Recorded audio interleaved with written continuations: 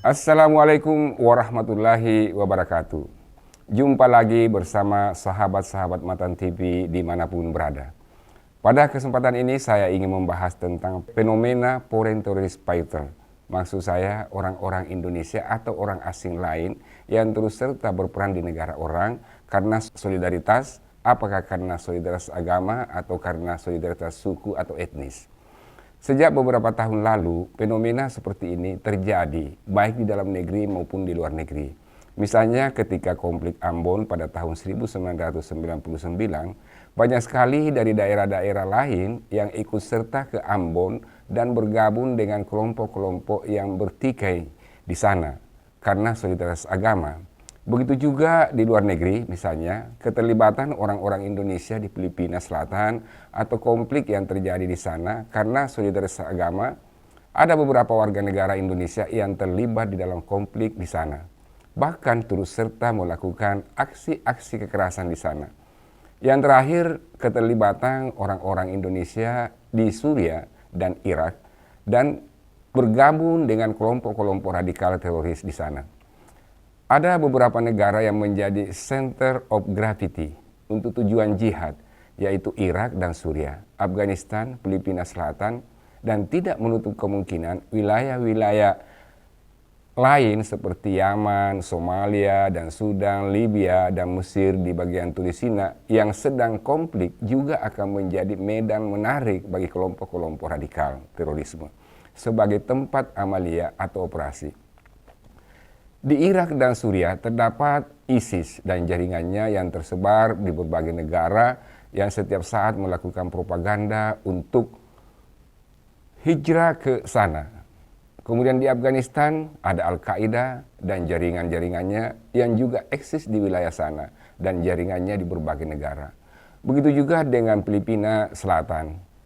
Nah, tidak menutup kemungkinan wilayah-wilayah konflik lainnya seperti Yaman, Sudan, Libya juga akan dimanfaatkan kelompok radikal untuk merekrut kombatan-kombatan baru dengan alasan solidaritas agama. Ada beberapa faktor yang mendorong masyarakat terlibat menjadi foreign terrorist fighter di negara lain. Antara lain sebagai berikut. Pertama, munculnya organisasi-organisasi yang berpaham kekerasan dalam sebuah negara.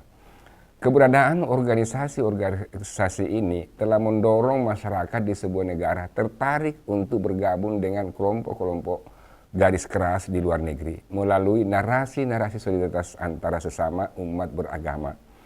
Intoleransi dan provokasi yang disebarluaskan, misalnya mengajak masyarakat agar bergabung ke Suriah atau ke Irak atau ke Afghanistan untuk membantu sesamanya. Kedua, masuknya jaringan-jaringan teroris global ke dalam suatu negara. Misalnya jaringan teroris ISIS dan Katibat Tauhid wal Jihad masuk ke Indonesia. Nah, orang-orang ini akan menyebarkan paham-paham mereka di tengah masyarakat dan mempengaruhi mereka untuk terlibat dalam sebuah operasi di sebuah negara. Baru-baru ini kita menyaksikan bagaimana 4 orang warga negara Uzbekistan berafiliasi ke jaringan teroris internasional masuk ke Indonesia. Kemudian mereka bekerja merekrut dan mempengaruhi warga negara Indonesia agar ikut ke jaringan mereka. Upaya mereka ini bukan saja secara langsung atau face to face, tetapi juga melalui media sosial. Seperti yang ditemukan oleh Densus bahwa keempat orang warga negara Uzbekistan itu menyebarkan narasi-narasi provokasi dan propaganda serta merekrut orang-orang Indonesia masuk ke dalam jaringan mereka. Kemudian yang ketiga adalah media. Media sangat berperan dalam mendorong keterlibatan masyarakat untuk terjun ke medan perang di negara orang lain. Apalagi kalau media dimaksud dikelola oleh kelompok-kelompok radikal ekstrim di Indonesia. Misalnya tidak sedikit website masuk kategori ekstrim dalam menyebarkan narasi-narasi yang dapat membakar semangat masyarakat untuk terlibat di dalam sebuah konflik di negara lain dengan asumsi bahwa konflik tersebut adalah konflik agama.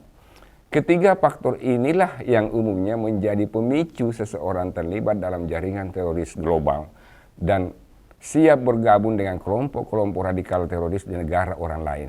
Oleh karena itu, Tidak mengherankan jika Lembaga Survei Indonesia atau LSI baru-baru ini merilis hasil survei yang cukup mengejutkan, di mana menemukan terdapat 4 orang dari setiap 10 orang warga negara Indonesia siap ikut berperan di negara orang lain dengan alasan solidaritas agama.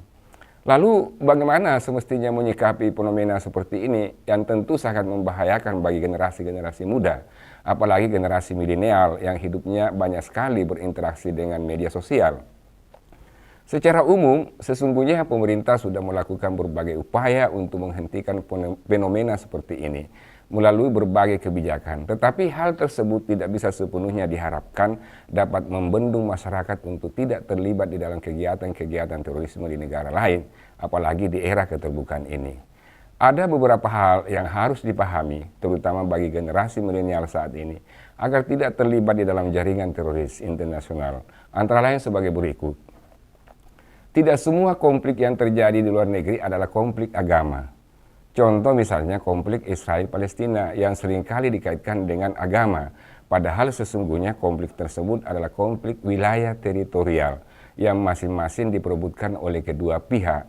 Oleh karena itu, jangan heran misalnya jika dalam perjuangan rakyat Palestina untuk bebas dari pendudukan Israel, terdapat umat Nasrani yang bersama-sama dengan umat Islam berjuang untuk membebaskan Palestina. Di dalam PLO sendiri, tidak sedikit umat Nasrani yang tergabung dalam organisasi ini. 2. Begitu juga Suriah dan Irak misalnya. Tidak ada konflik agama di sana, tetapi yang ada adalah kelompok teroris yang berusaha menguasai negara setelah serangan AS ke Irak. Kelompok teroris menganggap bahwa pemerintah bekerja sama dengan Amerika, karena itu mereka berusaha mengambil alih kekuasaan dalam rangka melawan Amerika. Ketiga, begitu juga di Afghanistan, juga tidak ada konflik antar agama, tetapi yang terjadi adalah pertarungan antara semua kekuatan yang ada di sana untuk menjadi penguasa.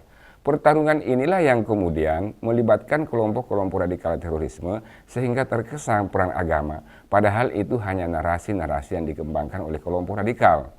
Dan yang keempat, demikian pula di Yaman, Sudan dan Libya yang masih dalam keadaan darurat, keamanan. Tidak ada perang antar agama, tetapi perang kepentingan masing-masing kekuatan yang ingin berkuasa.